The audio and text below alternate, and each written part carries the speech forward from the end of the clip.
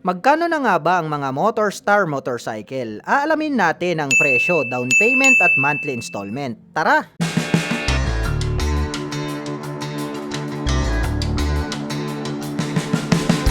Ito po ang pinakabagong MotorStar Easy Ride 175 ADB. Wow! Ang astig po pala. Unahin po natin ito pong kanyang main headlight. Dito po sa harap, naka B-shape design yan.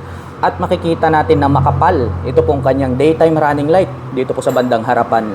At pag ating tinitigan, ito pong kanyang mga headlight is gumagamit po pala ito ng dual projector lights. At dito po pala sa bandang harapan, mayroon po siya ritong parang triangle na design in black color. At pagdating naman po rito sa bandang itaas, ito po ay mayroong clear na windshield. At ito po ay hindi po siya adjustable. At ito po ay equipped with single rotor disc brake with 2-pot caliper na black color. At ito naman pong kanyang cast wheel is Y design po siya na black color. At ito pong kanyang stock na gulong is naka semi dual purpose pattern tires po siya dahil nga ito po ay isang adventure scooter. So naka-design siya pang on and off-road condition. Silipin naman po natin ang sukat ng kanyang gulong rito po sa harapan. Ito po ay mayroong sukat na 110 by 80-14. Dumako naman po tayo rito sa bandang itaas. Silipin po natin itong kanyang fully digital meter panel display. Wow, napakalapad no? Parang tablet. Makikita natin in more details ito pong kanyang mga numbers and then yung kanyang mga fonts dahil nga malaki ito pong kanyang digital display. At ito naman po ay naka naked handlebar na silver color. Pagdating naman po rito sa kanyang ignition, ito po ay gumagamit ng mechanical key. At ang kagandahan niyan, included na rin po rito yung kanyang fuel at set opener. At pagdating naman po rito sa kanyang mga button selector, dito po sa kaliwa mayroon po siyang passing light, high beam and low beam. Nasa gitna ang kanyang horn at ang kanyang turn signal selector. Habang dito naman po sa kabila, mayroon po itong engine kill switch. Mayroong on and off yung kanyang headlight. And then ang kanyang electric starter. Ito naman pong kanyang mga brake levers is black color. Ang stock niya naman po na side mirrors, maporma din, no? Dahon type. At pagdating naman po rito sa harapan, mayroon po itong single pocket. Pwede po tayong maglagay rito ng coins, gloves or mobile phones. At sa bandang itaas, mayroon na din po pala itong integrated na USB charging port. So USB ready na po siya. Gagamit ka na lang ng cable is makakapag-recharge ka na po ng gadgets and then mobile phones. At located naman po pala rito sa bandang gitna, ito pong kanyang fuel tip. May touch pa ng carbon. Kaya more accessible po ito pong kanyang fuel tank. Kaya pag kayo po ay magpapagas, hindi nyo na po kailangang bumaba mula sa pagkakaupo dito po sa scooter na ito. At pagdating naman po rito sa kanyang footboard, hindi pa po naka-installed yung rubber cover on top. Pero makikita natin na malapad din po siya. At the same time, mayroon po itong footrest extension. Na kung saan pagdating po sa mga long rides driving purposes, ay pwede nyong i-stretch yung inyong mga paa para iwas ngalay. Mapunta naman po tayo rito sa kanyang upuan. Ang lapad nitong kanyang upuan. Malambot din. And then yung pagkakatahe is durable po siya. Black color naman po ito pong kanyang seat cover. Buksan natin para masilip naman po natin ang kanyang under seat compartment. Maluwag din po siya. Sa tansya ko, hindi naman po kakasya yung full face helmet dito pero maluwag po siya. So marami po tayo ritong mailalagay ng mga personal belongings. Close natin. Napansin ko lang, ang ganda po pala nito pong kanyang integrated na grab bar dahil converted na po ito as rear carrier. Yan ang maganda rito. Silipin naman po natin ito pong kanyang tail light. Ayan, maliit lang naman siya. Pero ang kagandahan niyan is mayroon na po siyang daytime running light. At more visible naman yan pagdating ng gabi dahil nga po yan ay LED na. Naka-pop up naman po ito pong kanyang mga turn signals. LED na rin po yan. Equipped po pala ito ng dual sub-tank shock absorber. Ito pong kanyang canister is yellow color. Tapos combination ng silver color. Tapos yung coil spring na ginamit is glossy black. Ito naman pong kanyang stock pipe, very sporty yung kanyang dating. Dahil ito pong kanyang body is stainless steel po siya. And then yung head protection guard is black color. At yung tip is black at mayroon naman po itong single exhaust. Silipin naman po natin yung kanyang preno dito sa likuran. Naka-single disc brake na rin po pala ito. Same po sa harapan with single pot caliper na matte black. At naka-cast wheel po ito na Y design. At ang sukat naman po ng kanyang gulong rito po sa likuran, ito po ay mayroong sukat na 130 by 70-13. At of course, gaya ng sabi ko sa inyo, naka-semi dual purpose pattern tires. Naka-air cooled yung kanyang cooling system. May nakalagay po rito na logo ng Motorstar and then mayroon po siyang eagle. Ito pong kanilang Motorstar Easy Ride EDB ay mayroon po itong 168.8 cubic centimeter engine displacement. Naka-single cylinder, single overhead cam, 4-stroke with 2 valves. So tama po yung inyong narinig. Naka 2 valve po siya kaya asahan natin na mas matipid po siya sa pagkonsumo ng gasolina with a combination of FI. At nakakapag-provide naman po ito ng maximum power na 8.3 HP at 8,000 RPM. At nakakapagbigay naman po ito ng maximum torque na 11 Nm at 6,000 RPM. Wow, malakas na rin, no? Yung kanyang engine design. Saktong-sakto lang pang takbong pogi. At ang price po nito pong kanilang pinakabagong Easy Ride 175 EDB ay nagkakahalaga po ito ng 87,000 pesos. Imagine mga ka-LM adventure scooter pero presyo lang po ng mga affordable na scooter. Wow, napakalaking advantage niyan. Kaya kung kayo po ay naghahanap ng mga pang daily riding condition na scooter, mag-adventure scooter na lang po kayo dahil ito po yung bagay na bagay para po sa lahat ng road condition dito po sa Pilipinas. At kung balak mo naman pong kumuha ng hulugan, ay kailangan mo lang pong mag-down payment ng 7,455 pesos. At mayroon naman po itong 4,286 pesos sa loob po yan ng 36 months. Ito po ang Motorstar Easy Ride 150 Fi. Napakabangis din po pala ng isang ito. At mapapansin natin, no, mayroon po siyang lookalike. Para po siyang NMAX. Wow, ang astig din pala ng isang ito. Mapunta naman po tayo rito po sa kanyang main headlight. Wow, ang astig nitong kanyang ilaw para po siyang matang nanlilisik ng pating.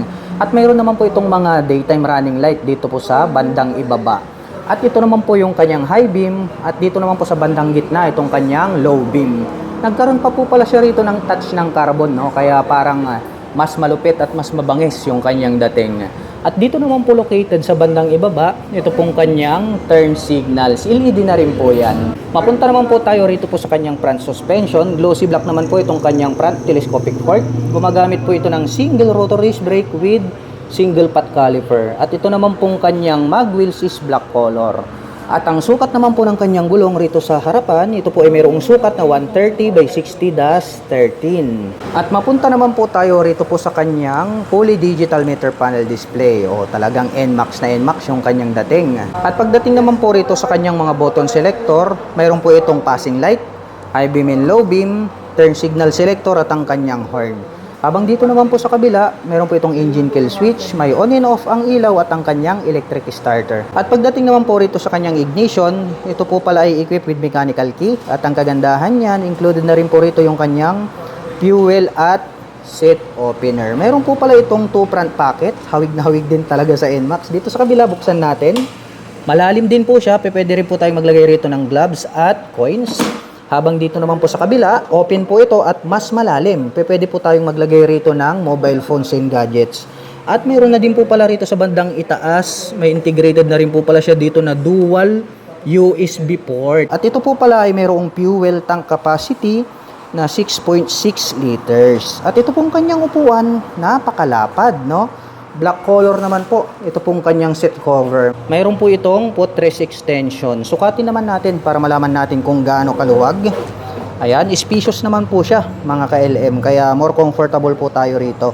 At silipin naman po natin ito pong kanyang tail light. Matulis din po pala ang pagkakadesign nitong kanyang tail light.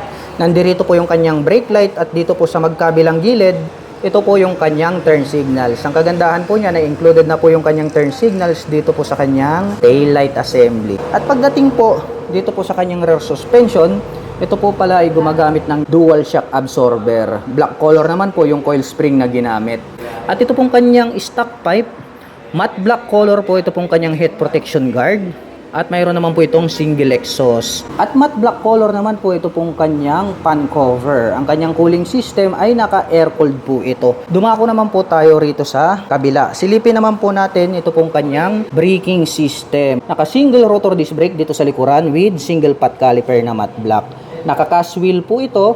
At ang sukat naman po ng kanyang gulong rito po sa likuran, ito po ay mayroong sukat na 130 by 60-13. Dumako naman tayo rito po sa kanyang engine. Wow! Nakakabighani talaga itong Motorstar. Alam niyo kung bakit? Kasi mayroon pa po siyang kick starter.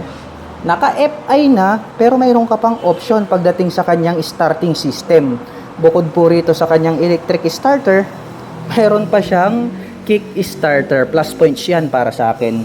Ito naman pong kanyang engine cover is black color. Ganon din po yung kulay nitong kanyang airbox filter cover. At pagdating naman po sa kanyang engine specifications, ito pong kanilang Motorstar Easy Ride ay mayroon po itong 150 cubic centimeter engine displacement. Naka single cylinder, single overhead cam, 4-stroke with 2 valve. At nakakapag-provide naman po ito ng maximum power na 7.5 HP at 7,500 RPM. Habang nakakapagbigay naman po ito ng maximum torque na 7.7 Nm at 6,000 RPM. Napakaastig din po talaga nito pong kanilang scooter na ito. At ang presyo naman po nito pong kanilang Motorstar Easy Ride 150 Fi ay nagkakahalaga po ito ng 75,000 pesos. At kung balak nyo naman pong kumuha ng hulugan, ay kailangan nyo lang pong mag-down payment ng 6,675 pesos. At mayroon naman po itong 3,750 pesos sa loob po yan ng 36 months. Ito po ang Motorstar Easy Ride 150P Fi. Mayroon po itong V-shape design na chrome color dito po sa bandang gitna at located po dito sa bandang itaas. Ito pong kanyang mga turn signals or daytime running light po pala ito na parang nagsisilbing kanyang mga kilay. At pag ating nilapitan, ito pong kanyang main headlight, gumagamit po pala ito ng dual projector lights para po dito sa kanyang main headlight. At nagkaroon po pala siya rito ng honeycomb grill design na black color sa bandang ibaba. At located naman po rito sa bandang ibaba, ito pong kanyang mga turn signals na LED na rin po yan. At mayroon po itong black color na visor. Mataas din po siya. Dumako naman po tayo rito sa kanyang front suspension. Black color po ito na telescopic fork. Gumagamit po ito ng single rotor disc brake with 2-pot caliper na black color. Naka-cast wheel naman po ito na Kalesa type. At ang sukat naman po ng kanyang gulong rito po sa bandang harapan, ito po ay mayroong sukat na 100 by 80-14. Silipin naman po natin itong kanyang fully digital meter panel display. Malapad din at medyo bilugan yung kanyang digital meter panel display. Astig din po yung kanyang dating. At mayroon din pong 2 button selector dito sa magkabila. At ito naman pong kanyang handlebar is naka-naked. Kaya napaka-flawless ng kanyang dating. Ang kagandahan niya ay pwede po kayo agad maglagay rito ng mga phone holder. Unlike po dun sa mga handlebar na mayroong cover. At pagdating naman po rito sa kanyang mga button selector, mayroon po tayo ritong passing light, high beam and low beam, turn signal selector at ang kanyang horn. Habang dito naman po sa kabila, mayroon po itong engine kill switch, may on and off ang kanyang headlight at ang kanyang electric starter. Ito naman pong kanyang mga brake levers is chrome color po siya. At pagdating naman po rito po sa kanyang ignition, ito po ay gumagamit ng mechanical key. Included na rin po pala rito yung kanyang fuel at seat opener. Kaya less hassle-free na rin kapag kayo po ay magbubukas ng inyong underseat compartment. At ito naman pong kanyang fuel tip is nandirito sa gitna. Nandirito na po pala yung kanyang fuel tank. At ito po pala ay mayroong fuel tank capacity na 11 liters. At mayroon naman po itong fuel consumption na 45 km per liter. Ito pong kanyang pillion step is black color po siya. So hindi pa po naka-install yung kanyang rubber cover. At dito naman po sa bandang ibaba, itong kanyang pillion step para sa ating back rider is chrome color po siya. At ito naman pong kanyang upuan, ang lapad din po. At anti-slip naman po, ito pong kanyang seat cover. Yung pagkakatahi, durable po siya. And then black color po itong kanyang seat cover. May nakalagay naman po rito na naka-intact na Motorstar. Tas mayroon po siyang eagle dyan. Buksan naman po natin para makita natin ito pong kanyang underseat compartment. Maluwag din po siya sa tansya ko. Kasya po rito yung isang full face helmet kung hindi ako nagkakamali. Maluwag po siya. Marami po tayo ritong mailalagay na mga personal belongings. Close po natin. At ito naman pong kanyang integrated na grab bar, napaka-premium nung kanyang dating. At dito naman po sa kanyang side profile, nakalagay naman po rito yung brand name niya na Easy Ride. Chrome color po siya and then 3D emblem, kaya more attractive sa ating paningin. May nakalagay naman po rito na 150p na red decal. At silipin naman po natin ito pong kanyang taillight. Ayan ang ganda rin po pala ng pagkakadesenyo nito pong kanyang taillight dahil meron tayong makikita rito na mga daytime running light. At yung red color naman po, yan po yung kanyang brake light. Dito naman po located sa bandang ibaba, ito pong kanyang mga naka-pop up na turn signals, LED na rin po yan. Pagdating naman po sa kanyang rear suspension, ito po ay gumagamit ng dual shock absorber. At ito pong kanyang stock pipe is black color po, itong kanyang head protection guard. At mayroon naman po itong single exhaust. Makikita naman po natin dito yung kanyang cover para naman po rito sa kanyang fan. So naka-air-cooled po pala. Ito pong kanyang cooling system. At ito naman pong kanyang gulong rito sa likuran, malapad na din. At mayroon naman po itong sukat na 120 by 70-14. At tubeless na rin po yan, of course. Dumako naman po tayo rito sa kabila. Silipin naman po natin, ito pong kanyang engine. Wow! Nakakabighani lang, no? Naka-FI na po ito, pero ang kagandahan yan, meron pa po siyang integrated na kick starter. Wow, amazing. At pag-usapan naman po natin ang kanyang engine specifications. Ito po palang kanilang Motorstar Easy Ride FI ay meron po itong 150 cubic centimeter engine displacement. Naka single cylinder, single overhead cam, 4-stroke with 2 valve. At nakakapag-provide naman po ito ng maximum power na 11.2 HP at nakakapagbigay naman po ito ng maximum torque na 11 Nm. At bukod dyan ay naka-fuel injection na po ito, kaya matipid po siya sa pagkonsumo ng gasolina. At ang presyo po pala nito pong kanilang Motorstar Easy Ride 150p na FI ay nagkakahalaga po ito ng 78,000 pesos. At kung balak mo naman pong kumuha ng hulugan, ay kailangan mo lang pong mag-down payment dito ng 6,870 pesos. At mayroon naman po itong 3,884 pesos. Sa loob po yan ng 36 months. At ang kagandahan yan, ay may rebate pa po itong 400 pesos kapag on-time ka po na nagbabayad. Ito po ang pinakabagong Motorstar Easy Ride 125 FI. At ito po yung kanilang pinakabagong classic scooter na mayroong maporma at maangas na body and design. Ito pong kanyang main headlight is mayroon po siya ritong cover na red color at rounded shape naman po na nakapalibot ito pong apat na kanyang daytime running light. At gumagamit po pala ito ng projector lights para po dito sa kanyang main light. At yung kanyang low beam is makikita natin kung hindi ako nagkakamali is LED na rin po yung kanyang ginagamit para po sa kanyang passing light. At dito naman po located sa bandang ibaba, ito pong kanyang mga turn signals na oblong, LED na rin po yan. At sa bandang gitna, mayroon po ritong Motorstar na logo. At dito naman po sa bandang ibaba, may nakalagay po rito na Easy Ride Motorstar 125 FI na decal in red color. At ang very attractive dyan, no, mayroon pa po pala siyang additional na ilaw. Bukod po rito sa bandang itaas, meron pa rito sa bandang ibaba. At makikita natin na parang gumagamit din po ito ng projector lights. Tas meron pa siyang daytime running light dyan po sa paligid. At itong red color naman na to, nagkaroon pa ng pins dito sa bandang itaas. Kaya talagang more attractive yung kanyang dating. At ito po pala ay equipped with single rotor disc brake with single pot caliper. At ito po ay naka-cast wheel na star design. At ang sukat naman po ng kanyang gulong rito po sa bandang harapan, ito po ay mayroong sukat na 90 by 90-12. Dumako naman po tayo rito sa bandang itaas. Silipin po natin itong kanyang fully digital meter panel display. Wow, ang astig, ang lapad nitong kanyang digital meter panel display. Subukan nating buksan. Yun, colored po pala. At ang lalaki ng mga fonts. Kaya in more detail, ay makikita na po natin lahat ng mga full detailed informations na kinakailangan po nating malaman sa biyahe. Pagdating naman po rito po sa mga button selectors, dito po sa kaliwa, mayroon po itong passing light, high beam and low beam, turn signal selector at nasa gitna naman po ito pong kanyang horn. At meron po pala siyang 2 button selector dito po sa bandang ibaba. Kung hindi ako nagkakamali, ito po yung kanyang set and then yung mode. Habang dito naman po sa kabila, ang makikita natin dito is meron po siyang engine kill switch, mayroong on and off itong kanyang headlight, at nandito naman po yung kanyang electric starter. At ito pong kanyang mga brake levers is black color po siya. At ito pong kanyang stock na side mirrors is bilugan dahil nga ito po ay isang classic scooter. Dumako naman po tayo rito po sa kanyang ignition.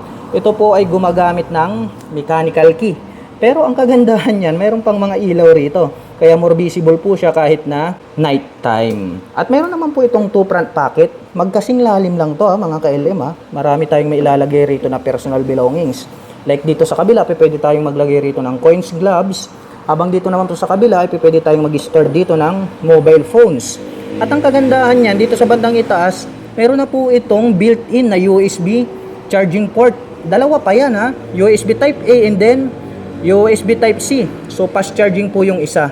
At dito naman po sa bandang gitna, meron po siya ritong integrated na utility hook. Ayan. At ang isa sa mga nagustuhan ko rito po sa mga classic scooter ay malalapad at malalawak po. Ito pong kanilang mga footboard. Ito pong kanyang upuan, malapad po siya na bilugan, malambot din po siya. At black color naman po ito pong kanyang seat cover. Susubukan nating buksan ito pong kanyang upuan para maipakita ko po sa inyo ito pong kanyang seat storage.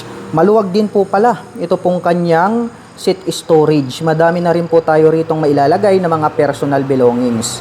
At dito na rin po pala included ito pong kanyang fuel tank. At ito po pala ay mayroong fuel tank capacity na 8.1 liters. At mayroon naman po itong fuel consumption na around 45 km per liter. At ang kagandahan niya, napansin ko lang, ito pong kanyang integrated na grab bar dahil converted na po ito as rear carrier.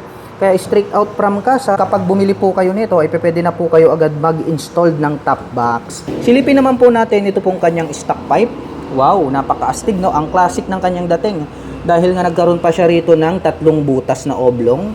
Chrome color naman po ito pong kanyang head protection guard at mayroon naman po itong single exhaust. At ito pong kanyang cooling system, ito po ay naka-air cooled kaya makikita natin dito yung kanyang fan. At ito pong kanyang likurang gulong, naka-mags type po ito, black color at ang sukat naman po nito ay mayroong sukat na 110 by 70-12. Dumako naman tayo rito sa bandang kabila. Silipin naman natin ito pong kanyang rear braking system. Gumagamit po ito ng drum brake. At equip po ito ng single shock absorber at makikita natin na ito po ay adjustable. Silipin naman po natin ito pong kanyang tail light. Ang astig talaga ng dating no nito pong mga tail light ng mga classic scooter dahil talagang kung hindi bilog ay oblong dahil pinapanatili nga po nila yung kanyang pagka-legendary classic looks or classic design. Pag-usapan naman po natin ang kanyang engine specifications. Ito pong kanilang pinakabagong classic scooter na Easy Ride ay mayroon po itong 125 cubic centimeter engine displacement. Naka single cylinder, single overhead cam, 4-stroke with 2 valve. At nakakapag-provide naman po ito ng maximum power na 8 HP at 7,500 RPM.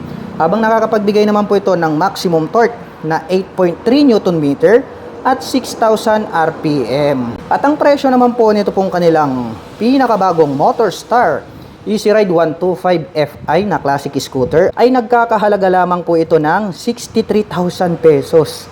Imagine mga ka-LM, 63,000 pesos para sa ganito ka-forma at kaastig na classic scooter. Kaya kung naghahanap po kayo ng talagang more attractive na design ng scooter, highly recommended po ito pong kanilang bagong Motorstar Easy Ride 125 Fi. At kung balak po naman pong kumuha ng hulugan, ay kailangan mo lang pong mag-down payment dito ng 4,950 pesos. At mayroon naman po itong 3,260 pesos sa loob po yan ng 36 months. At kung on time ka naman po na nagbabayad, ay mayroon pa po itong rebate na 400 pesos.